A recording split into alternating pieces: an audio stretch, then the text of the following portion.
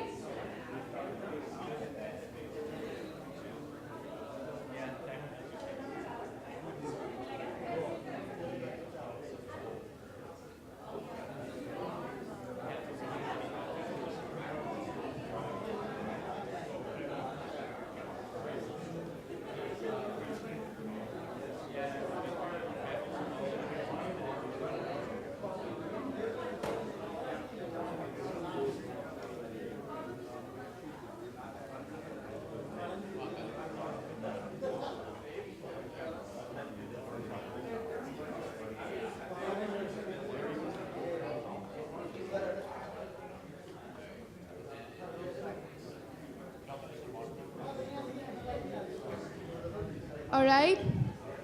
Good morning, everyone. It is my great pleasure to welcome you all to the 45th Annual Derby Lecture Series, proudly hosted by Chemistry Graduate Student Association, Department of Chemistry at University of Louisville. This year, we are deeply honored to welcome our distinguished speaker, Professor Sheldon Richman from University of Oregon, as our 45th Annual Derby Lecturer. Since 1985, Professor Richmond has been at University of Oregon, and from 1985 since 1991. And also, currently, she holds a presidential chair position in science over there. So Professor Richmond is an internationally celebrated chemist known for her pioneering work on the molecular behavior of complex surfaces, especially the chemistry of water at interfaces. Her research has significantly advanced our understanding in fields ranging from environmental chemistry to energy science. Professor Richmond's exceptional contributions have earned her some of the highest honors in science. I'm just going to list a few of them. She is a recipient of 2018 Priestley Medal, which is the most prestigious award given by American Chemical Society. She has also received the National Medal of Science and has been elected to the National Academy of Sciences. In addition to her research achievements, she has served as Undersecretary for Science and Innovation at the US Department of Energy from 2021 to 2025. She was also appointed to National Science Board by President Obama and reappointed by President Trump. She also served as Science Envoy for the US Department of State. Well, beyond her research and public service, Professor Richmond is a passionate advocate for advancing diversity and inclusion in science. She is the founder of COACH program, which is a committee on advancement of women chemists, which is an international organization that has helped thousands of women scientists and engineers around the world to build a leadership and career development skills. So we are truly privileged to have her with us today. Also, we are immensely grateful to our sponsors for making this event possible. A heartfelt thanks to our major sponsors, Michelin. We are also very thankful to VWR for providing us coffee and snacks. And also especially Bruce Kinney from VWR, who has provided us a free thermometers, which is mercury free, so you guys are free to grab those. Also, we are thankful to Agilent Technologies and GSC for their generous support. And of course, our sincere appreciation goes to Department of Chemistry, especially Dr. Zimberni and Dr. Baldwin for their constant supports, and also our friends. Now, without taking much time, please join me in giving a warm welcome to this year's Derby speaker, Professor. The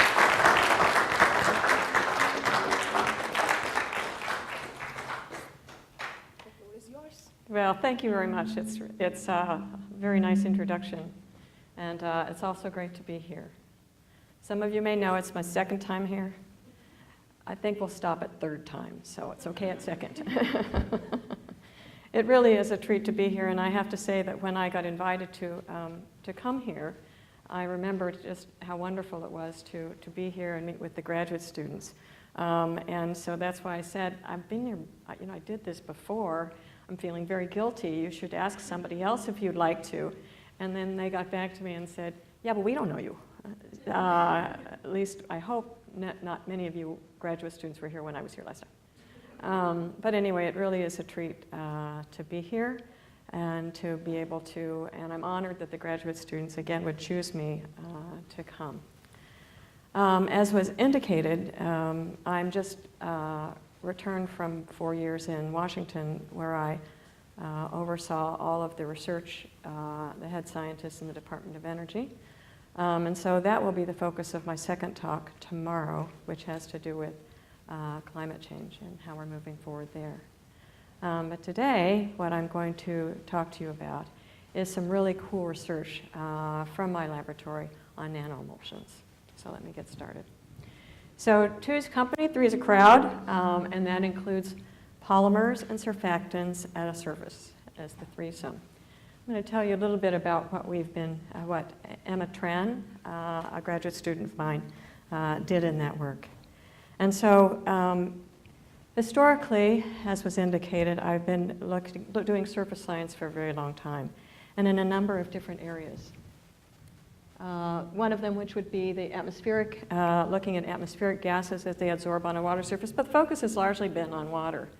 In Oregon, we have a lot of water. A lot of it comes from the sky.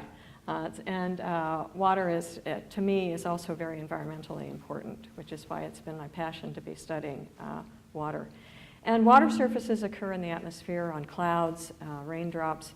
But you know, whatever goes into our clouds or whatever is in our raindrops has to come from an entry of something at the surface, and how molecules get into them has been just a key element, as well as understanding the hydrogen bonding at water surface, which is very unique in itself. So we've also been doing quite a bit of work on looking at oil on water and what happens when water is in contact with oil. And again, looking at this, normally we think that water next to oil, they hate each other and wouldn't want to have anything to do with each other, but in actual fact, our spectroscopic studies showed that there's a weak interaction between water and the oil that actually causes a reorganization of the water at the surface that you might not have expected. And then also a lot of soaps and surfactants, in particular, looking at surfactants that one can use in order to remediate, for example, an oil spill, to try to be able to understand how you could create surfactants, not necessarily make them, but create surfactants that have a property that allow the dispersion of the oil without it being toxic like we now have today when there's an oil spill cleanup. And then what I'll talk about today is water next to in emulsions, or next to an emulsion surface. And in particular, I'll talk about nanodrops. And so let's jump in.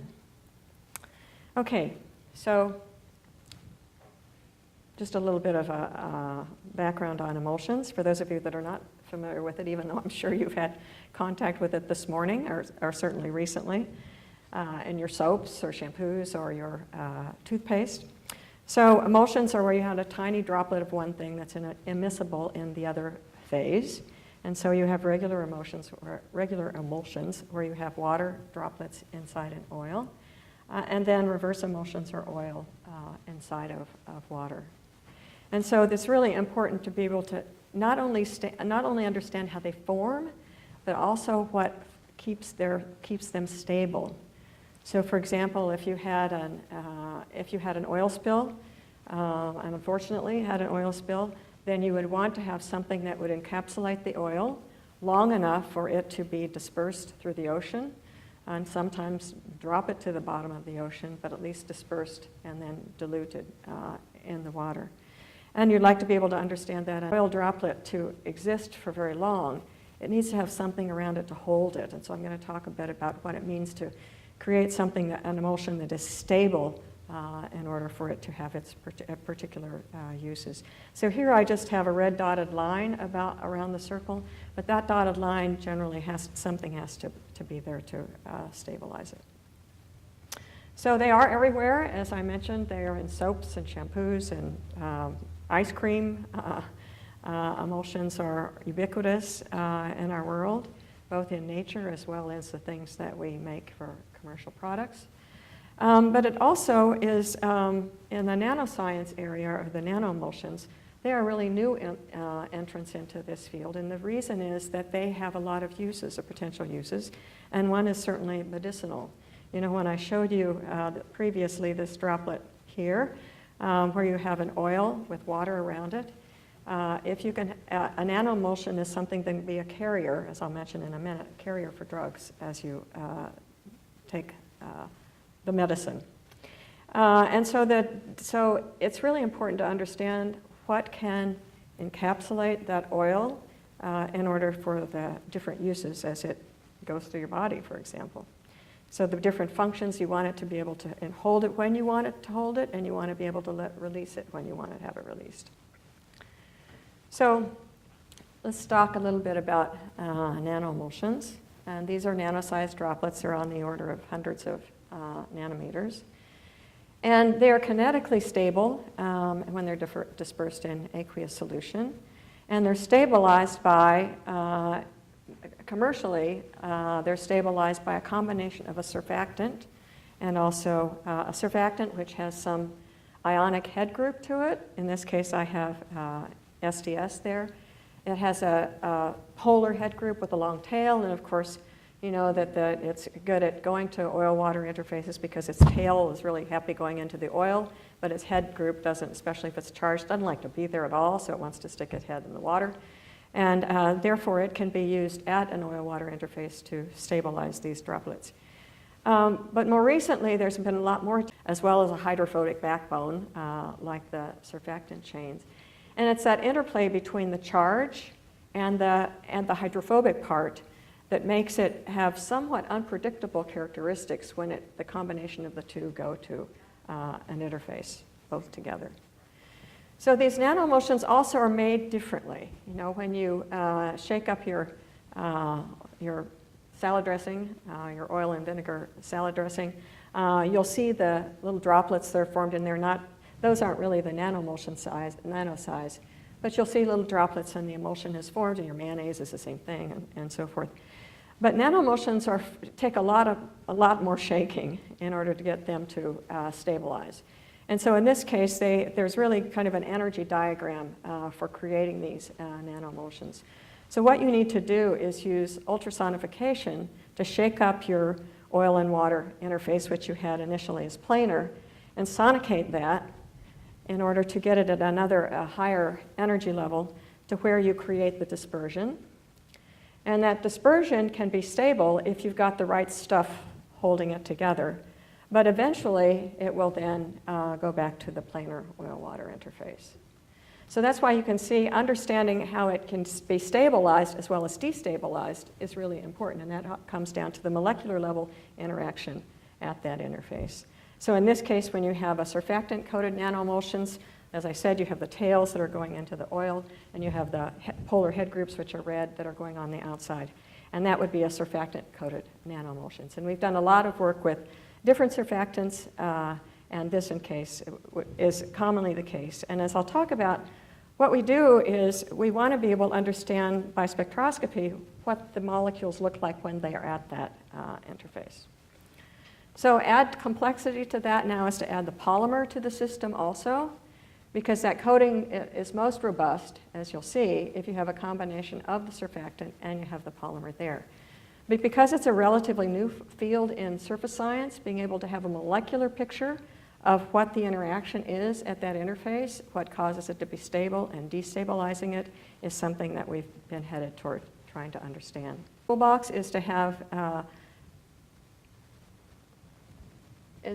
the dynamic light scattering that gives us the size of the nanoemulsion, and that gives us the diameter.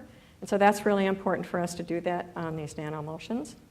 Then we can also then measure the interfacial charge. And we do this by something that's called electrophoretic mobility or zeta potential measurements. And so for any surface, even for a nanoemulsion surface, you can figure out how much charge is there at the interface. And that charge, of course, is created by whatever is ionized at that surface. We've done the zeta potential measurements a lot for these nanoemulsions, but also done surface charge measurements when we've done planar. And what I should say is a lot of our knowledge about absorption of surfactants and polymers at an interface, oil-water interfaces, come from planar studies. So this is the next step that we've taken to go towards the nanoemulsions. And then also pen drop tensiometry. So this then gives us surface pressure at the interface, which is the inverse of surface tension. So many of you probably know that when you put soap at a water surface or any kind of surfactant, the surface tension changes. And so the surface tension goes down, which is why it breaks up the hydrogen bonds at the water surface. Surface pressure is just the inverse of that. So the higher the surface pressure, the more likely you're going to have adsorbates at that surface. So we use those three, but we also then, as a spectroscopist at heart, we then use surface spectroscopy to measure the vibrational spectroscopy of this interface. And in that case, it's nonlinear spectroscopy. And this is for just simply a planar interface in which you put two different laser beams onto the surface. One, which is a tunable infrared, which is going to be able to resonate with the vibrational modes of the molecule. And then the visible beam, which you could think of as a carrier, which then interacts, the electric fields interact at a surface to then create a very, very small signal. You know, the infrared goes zooming off, the visible goes zooming off, but about a millionth of the intensity is an intensity that's and so by scanning that, scanning over the resonance, like if you were doing any type of absorption spectroscopy or reflection, by scanning over that vibrational resonance of the molecule, whether it be a CH bond or any other bond, that coupling between the visible and the infrared light enhances. And so that allows us then to use this some frequency to measure the spectroscopy of molecules at that interface. But it's not just everywhere. The unique aspect of this second order process is that it can only happen where there's broken inversion symmetry. So you can't get that kind of enhancement in the response from anything in the bulk, only something that's different at the interface, such as the oil looks different than the water, the surfactant is different the way it's there too. So this is a way you're invisible to the molecules that are inside the solution, except they might absorb a little bit, for example, of your infrared light. But in general, the intensity can overcome, of the some frequency, can overcome that if you're working at low enough concentrations. But the other thing is that water, as you know, water absorbs a lot of infrared. It loves infrared. And so we have to be really careful when we're doing the some frequency, and particularly at the planar surfaces, we tend to go through an organic that's fairly transparent. But we always have to be thinking about that, and that's why sometimes we'll use D2O for water, or in order to get, for example, CH stretches, or the opposite, D2O. If not, D2O if we want to get the CH stretches, and H2O if we want to get the CD stretches. Okay, so now that was fine for a planar interface. Everything's coming into the interface, and the light's reflecting off, laser beams in, reflected light off. But now you've got little tiny dots in that solution, and you're trying to now measure the spectroscopy there. And so in that case, what we've used is a scattering advancement in the some frequency, which Sylvie Roque really was the pioneer in this area. And in this case, what you're doing is you're putting the two beams into the liquid that's got the emulsion in it. But in this case, the light doesn't nicely reflect off in one direction because you've got all these little droplets in there. It scatters. And so you're and get the intensity and the frequency dependence for that as you tune the infrared. So same thing, tuning infrared coupled with the visible light. When the resonance of the infrared matches a CH stretch or a water stretch, whatever it is, it will enhance the some frequency beam, and you'll be able to get a spectrum of you as you scan. That sounds pretty simple compared to what it actually takes to do the experiment. It's probably about 10 times, if not more, more complicated than the planar interface. And also, just getting the alignment figured out. So I'm just really proud of my graduate students for able to accomplish what they've accomplished, because it's a lot of work. It's a lot of work. But the whole point is, again, not only do you have to be, the molecules have to be at the interface, but also, which I didn't point out, was the molecules have to have a net orientation. So if molecules at the surface, molecules can be at the surface, but if they're all randomly oriented or they don't have any direct orientation to them, then we won't pick them up. Okay? So anything that's just because you don't see a signal from some frequency doesn't mean that the molecules aren't there. They could be there, but they could be very disoriented. Okay? So those are the things we have to keep track of, and we'll we'll talk about as we go further. Okay, so for these polymer-coated surfactants, this provides us, as I said, a way of getting targeted delivery of specific cargo, if we call the medicines cargo through the system. And we need to be able to get the spectroscopy of what's a really complex interface if you've got both polymers and surfactants that are there. And so that's what we were going to go into the details of. So these are the two systems that we're working with. And the first is a surfactant, which is SDS, which is in so many soaps and surfactants and toothpaste and so forth. And that's a surfactant. And it's anionic, so keep that in mind. It's got a negative charge on it. And then the polymer is PEI, polyethylene amine. And this is a partially cationic polymer. And so it's going to be charged under certain conditions of the pH, whereas the SDS is going to keep its charge throughout the pH. So I'm going to talk about what happens then, just to keep this in mind. What happens then is we change the pH, because if you can imagine it, if this nanomulsion is a carrier of something, you need to be able to understand when it's going to be encapsulated and when it's not going to be encapsulated, and we really wanted to understand what leads to the stability or instability by looking at the molecular characteristics. Okay, so PEI has very unique pH dependence, as you can imagine, with that hydrogen there. It is a cationic polymer. So at about pH of 3, you can imagine that it's mostly protonated. But then it's at only 30% is protonated at 7, and then about 5% is protonated in the amine as you go to higher pH, more basic. So now when you throw in the surfactant, you've got both the PEI, and then we have two surfactants to look at because they have opposite charges. SDS, and also dodecyl trimethylamine ammonium bromide, and it's going to be your cationic surfactant. So we're going to try each of these separately with the polymer and see what we have learned. DTAB is actually also in a lot of products. It tends to be more of a disinfectant because of its ability to go through cell walls. So it's used in a lot of things having to do with, anything you cleaning your hands with or your kitchen or whatever. So it's really, so what we're trying to understand then is all three of these have both charge, the polymer sometimes, but they also have a lot of hydrophobicity with them. So they have these chains, they got these tails, and they really like oil.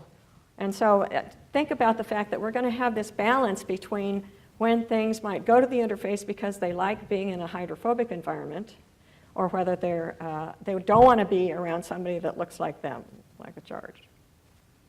So with the mix of these two surfactants, we're trying to understand these molecular factors, really intricate understanding of the details. Behavior of just the polymer by itself under different conditions. What does it go there by itself? And if so, what pH conditions would it choose to go there? And then also, when you now throw in what happens when the SDS impacts the PEI. We have a good understanding of what happens with SDS, and I'll show you that too. But now what happens when you throw them all together? And what role does surface charge, give that the hints, that's a big deal with the surface charge being there at the interface. And again, it's a combination of the aqueous and the oil phase. Okay, so the first graph on your left is the surface pressure, and that is looking at PEI alone as a function of pH. And so what you can see there, this is just PEI. As the pH goes up, the polymer becomes less charged. Becomes more becomes more deprotonated. Then what you get is more charge at the interface. Okay, positive charge. So it goes up. It's there. So it looks. Now, if you just do the SDS or the DTAB alone, that surface pressure doesn't change very much. Okay, doesn't change very much relative to what you see with PEI alone. Okay, so the surface pressure is only one part of the information, but it does tell us the following. It tells us that under acidic conditions, PEI alone, that it's going to stay away from the interface, if that's the interface there. But if you go to basic conditions, a bit is going to go there. The surface pressure didn't really go very much. However, we can see this, but when we mix the PEI to make the nanoemulsions, they just don't last very long. You know, they may last an hour or two, long enough to make these measurements, but otherwise they just fall apart. So even though the PEI is there, it's just not there enough to stabilize it for a longer period of time.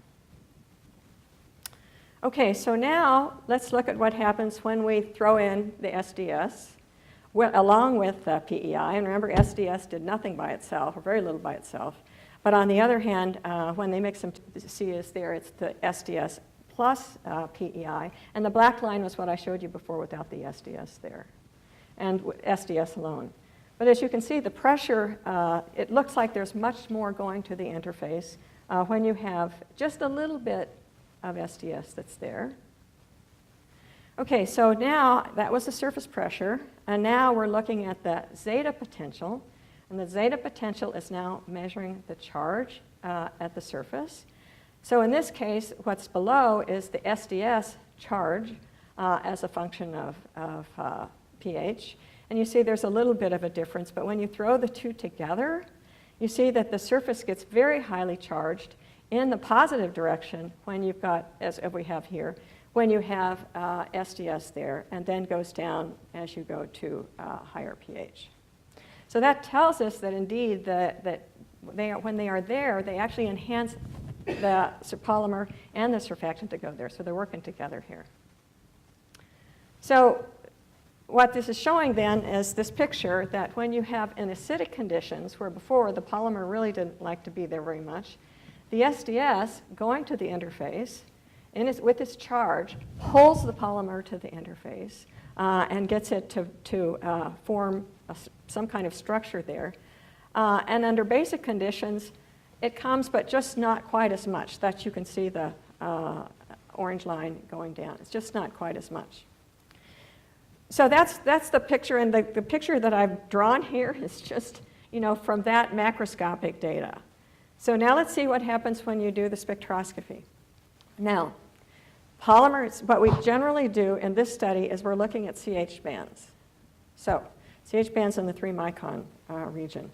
So the polymer has CH modes on it, and so does the surfactant. So I'm going to show you the next slide. This is now under acidic conditions, where I show you here, what I've shown you here as under acidic conditions, you do have the polymer there. But as I said before, it's a combination of if it's there and if it's oriented.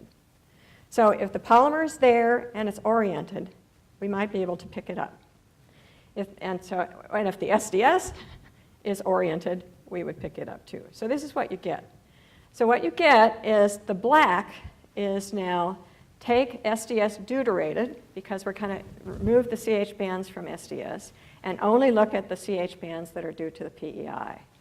And what you see is that what you see along that black line is showing that actually there's no signal from the polymer, even though we know from the other polymer goes there, it's around there, but it's just not at the interface. So it's probably its biggest trick is to just make sure that SDS gets there. So then then you keep the polymer there because you know you've got no signal there from the polymer. And then you look at hydrogenated SDS, and you look at the CH bands of the hydrogenated SDS. And what you do then is see that actually that's the red, and that shows you that actually the chains of the surfactant are oriented. So they're there, and that charge is helping them orient because it's also orienting water around it. But then what you put that, and so that's, you see a signal, but you find that then when you add the polymer, which basically wasn't giving a charge before, now you find that the SDS is much more strongly oriented, and you could be having some signal from the polymer backbone too. But the point is that under these conditions, which are acidic, that you have both, certainly the SDS being oriented, but you also have the polymer, which is going there too. Okay, so what's the absorption? What are we learning from this as we go to the next step? Well, certainly what's the absorption of PEI under different pH conditions? We did that. But now how does the surfactant head group impact this PEI absorption? And then also how does PEI orient itself? And so that's what we talked about in those slides. So now how does the pH govern the interaction and ordering between the polymer and surfactant droplet surface? Let's keep going. Okay, so now we had where we had PEI and looked at the CH modes before and we saw nothing. And we put the deuterated, and I just showed you that. And showed you this also. But the point is that this is what now we're looking at specifically at a pH of 3. And for this pH of 3, what you see is, again, now it's not throughout the whole pH region, but now we're looking at SDS concentration versus the PEI, with PEI there. So this is now just looking at the surface pressure. So as you can see, as you get higher and higher concentrations of SDS, that it's actually enhancing the PEI. Before I just did it at one particular concentration, which is 1 to 50, and this is getting closer to 1 to 5. More PEI seems to be going there too. So then we're doing now, this is 1 to 5, now we're at the high end of this pH 3, where the PEI and SDS surface pressure is the highest. And again, you don't see from the PEI, you don't see any signal. So even though it's there, it just doesn't become significantly oriented. But as you now put hydrogenated SDS, you still get the signal coming back. So you draw it in, but it's not ordered, but it's still, they're all there. So to summarize, in these acidic conditions, you have cooperative bonding between the SDS and the PEI, and that's largely electrostatic. And so now what happened when we put in DTAB? Well, DTAB, I'm not going to show you a lot of spectrum for DTAB because it's really not very interesting. Because in this case, you've got a positive charge on the DTAB and you've got a positive charge on the polymer. So, you know, they really don't like each other very much. So you get charge-charge repulsion, and you don't see a whole lot of effect that's going on. But I'll summarize that in a minute. But rather going through that whole story of showing you very little signal, I opted for just giving you the conclusions. So I've talked about acidic conditions, but now what about the basic conditions? Okay, so now we're going more and more basic, and you're losing, in this case, you're losing the charge. And so what you see now with the PEI, CH modes, you're starting to get a signal from the PEI. This is now with deuterated SDS. Got the deuterated SDS, but before, when this was flat at low pHs, you got a signal coming in. And in fact, as you change to go to higher and higher pHs to pH 8, PEI gets much more oriented. These are, again, the CH modes of the polymer, and then more oriented. So here, finally, you got to see the polymer is playing a lot with regards to its ability to orient at that interface its CH modes, which generally means that the polymer in general is much more oriented.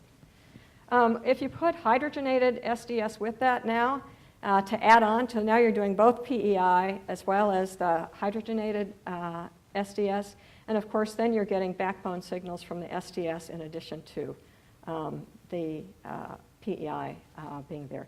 But nevertheless, you see that they're both oriented. They really like to be under conditions that are basic, and this is a pH of 11. So, so anyway, I thought that was really cool. Okay, so then, what have we learned? What have we learned is that, first of all, at these very acidic conditions, SDS stays ordered, PEI disordered in solution. And then as you get to basic, SDS becomes disordered and PEI gets ordered. Okay, so you can ask then, what in the world would cause that polymer to go to the interface while that negative charge is there and it's not charged? Well, this has to do with the fact that, you know, that polymer, just like most everything else, as well as the surfactants, they like to go into solution when they're charged. So when that polymer isn't charged, it's looking for a friendly environment, and that friendly environment is the hydrophobicity. So it tends to migrate to the oil that's there and the surfactants that's there because of the fact that its chain prefers that rather than being in the water at all. So it doesn't want to be in the water. And that's why it goes to the surface. Whereas before, it went to the surface more because it was driven by the charge on the polymer and then charged by the surfactant also. Okay, so I just find it really fascinating to think about this balance with everything that we do, even in life. Of molecules in an aqueous phase versus their hydrophobicity versus their charge, and that interplay between the two is just playing out beautifully at these interfaces. Now in DTAB, the DTAB is at these acidic conditions is there at the interface, and it's pretty ordered. It is ordered, but the PEI is pretty disordered in solution because it really doesn't like to go to the surface when it's got this positive charge sitting there. It has no interest in coming. However, when again you go to the basic conditions where certainly the amine surfactant loses its charge, hydrophobicity plays a bigger role. The chain itself on the DTAB is not oriented, but the polymer on the surface comes there because of hydrophobicity. Okay, so in conclusion, the co-adsorption of these polymers and charged surfactants is this interplay between bulk solubility, surface charge, hydrophobicity, and molecular structuring. And how they go to the interface and how they behave depends on all of these factors. As we showed, PI varies greatly under different conditions, from acidic to basic at that interface, and its ability to stabilize that nanoemulsion. It also governs the interaction between the polymer and the surfactant at the droplet surface. And how the head group impacts that PEI is what we've learned a lot about in this study. So the nice thing about this is this is really the first, that Emma's work here is really the first time any kind of detailed information can be gained about, particularly at this molecular level, at any nanoemulsion surface. And that's why there's just a tremendous amount of interest in this kind of a study, because of the fact that it's the first time being able to do this kind of a study. And it's a simplistic study in terms of the surfactants are very simple, whereas a lot of times the surfactants that are used in industry are much more complicated. But I must say I'm very proud of this work, and Emma, and this is the group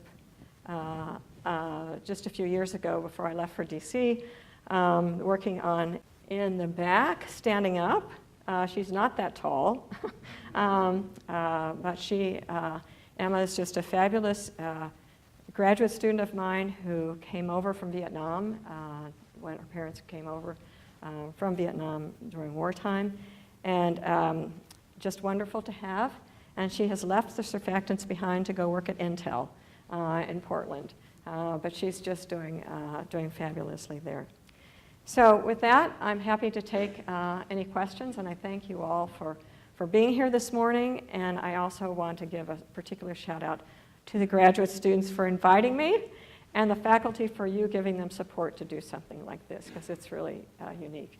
When I was at Vanderbilt earlier this week and I told them I was coming here, and I was so excited about the graduate students doing this, not to say faculty aren't important, but they said, oh, we need to do something like that. We need to do something like that too. So you can see what you're starting. So thank you very much.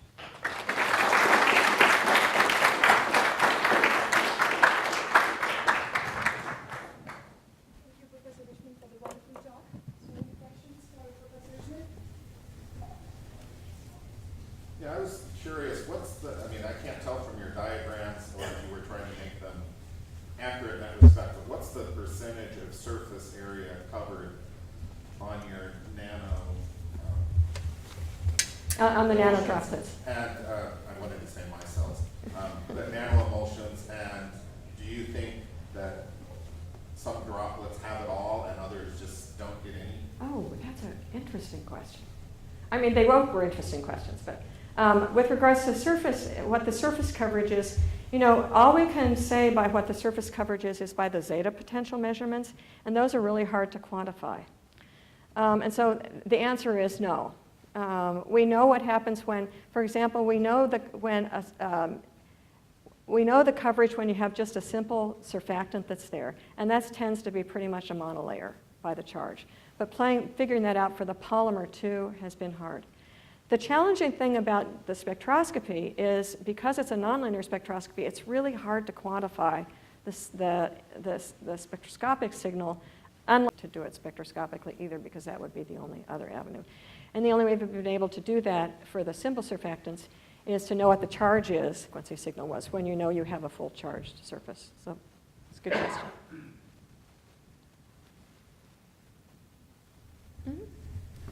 I was just wondering, in the bulk is disordered, but close to the surface, the oil molecules will be ordered presumably. So do you pick up any CH signal from the oil molecules in your Oh, so well, let me go back. I just forgot. I forgot to answer all of his. And that was, do you think some are uniformly and some are not? You know, I think they're pretty uniform because of the dynamic light scattering measurements, which show they're pretty much uniform in size, but there's some variation there. But we think they're mostly in one place. Now back to your question. Say it again, because I was being distracted. Just the interface. Oh. Presumably the oil molecules would be ordered as well, so would you pick up any signals from the... Well, we cheat. We use carbon tet. Yeah. So what's in the oil phase, we don't pick up the carbon tet that's in the droplet. Could be there. Because we've done both reverse and regular nanoemulsions. We've done studies on those too, so we don't pick it up there. But for a surfactant that's in, and we in the bulk also, because it's some frequency, we can't pick it up in the bulk. It has to be at the interface for us to see it. The only impact would be, and that's why I said carbon tet, is the IR could be absorbed by the tails, for example. But in this case, it would be pretty minimal. And then again, the organic phase is what we used for carbon tet. Yeah. Well, I was going to ask, so for the ordering of the alkane chain in the nanoemulsions, normally on a two-dimensional surface, you see like the frequencies are like 28, 50, 29, Yeah. 20. Yours seem to be less than that. Yeah. You might think on a curved surface, maybe it's less ordered, but how does it compare to the two-dimensional surface versus this? Yeah. Well, thanks for asking that question. But the frequencies are a little bit different, and we think that that's partly due to the curved interface.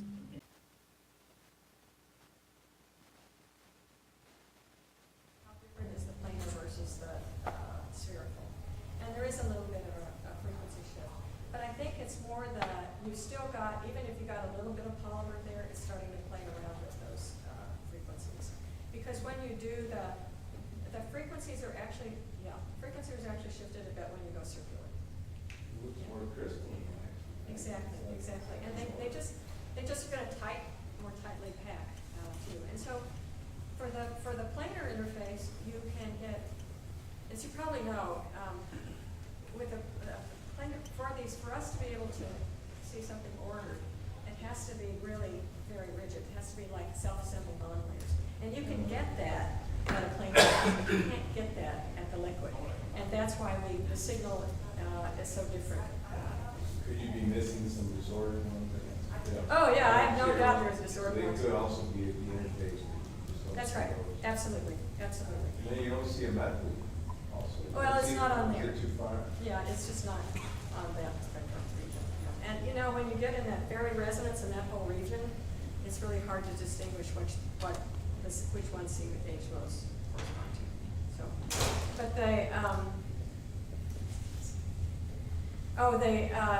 but what you may know is we do the ratio between this CH3, the terminal, and the CH2 bands, and that allows us to talk about disorder.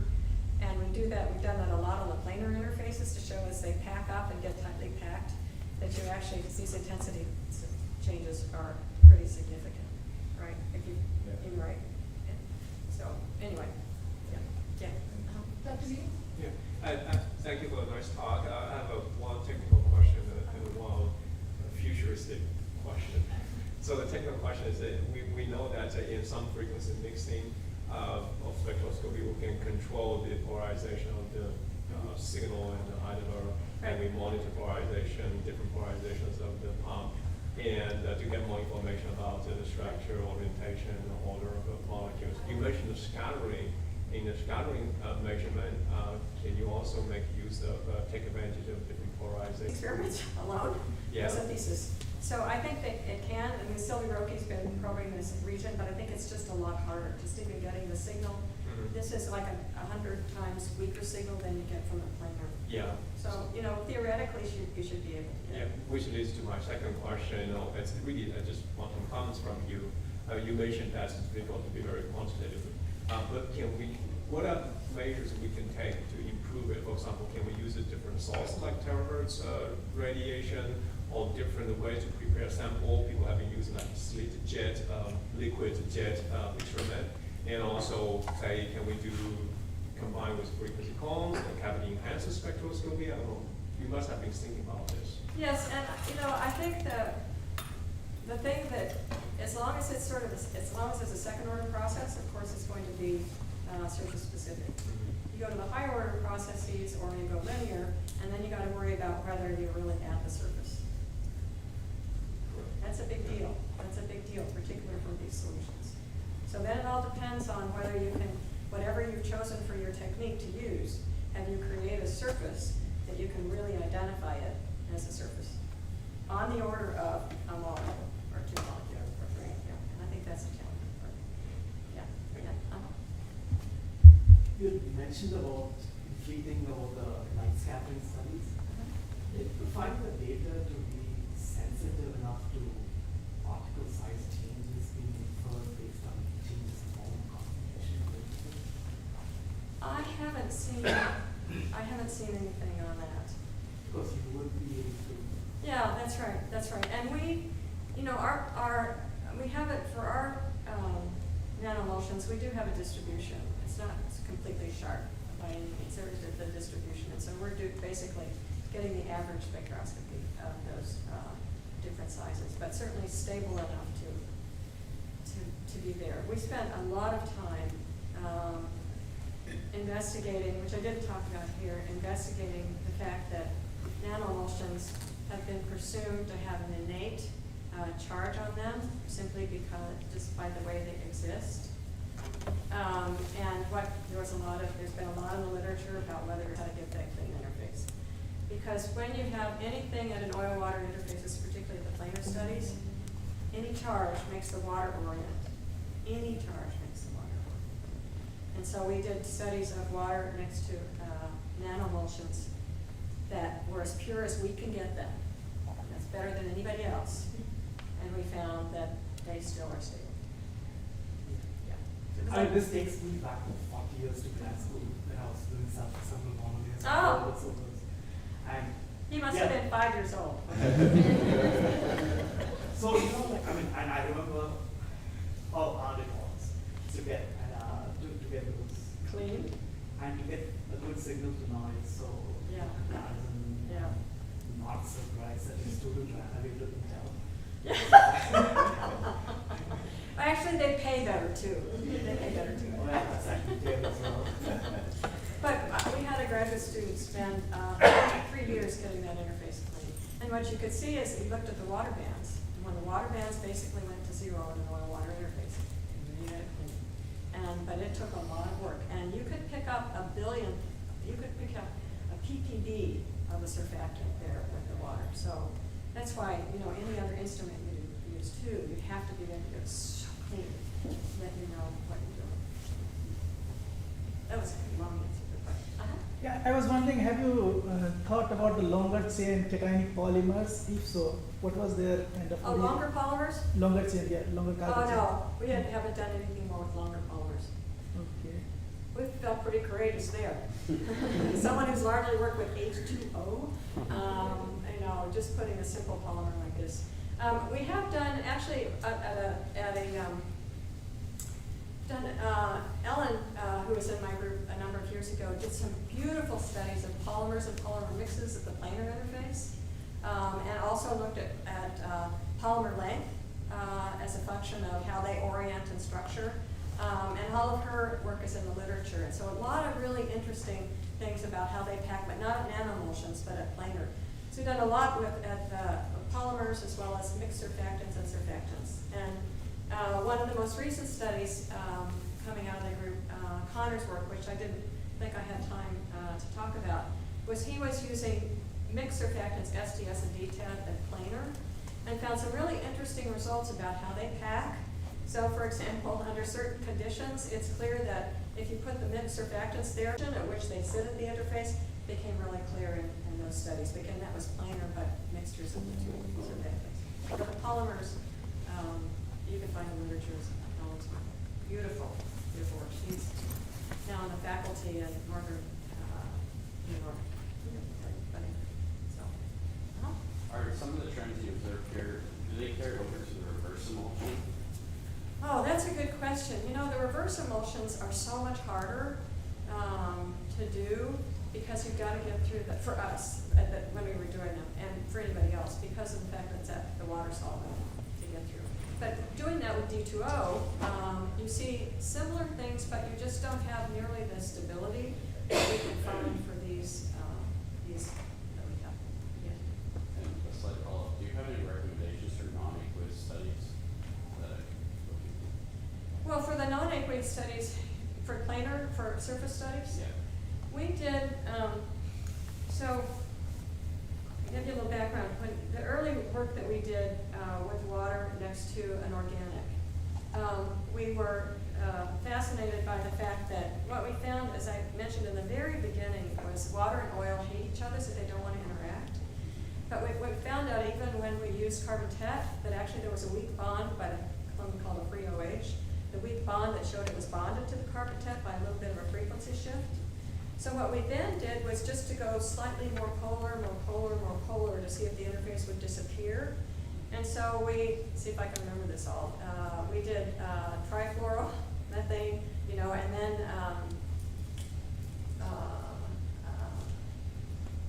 fluorinated ethane. We went down the chain.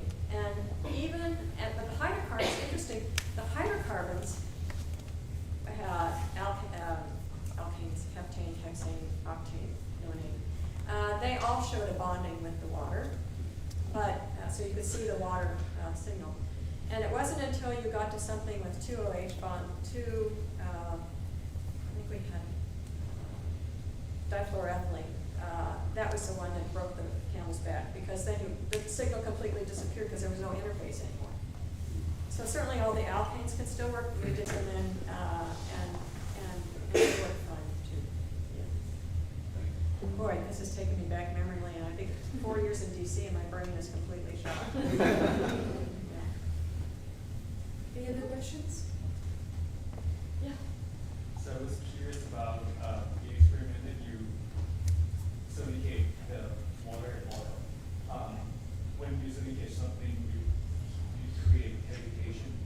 Does that cavitation oxidize the molecule of oil and affect your results? No, by the time everything had gotten stabilized in the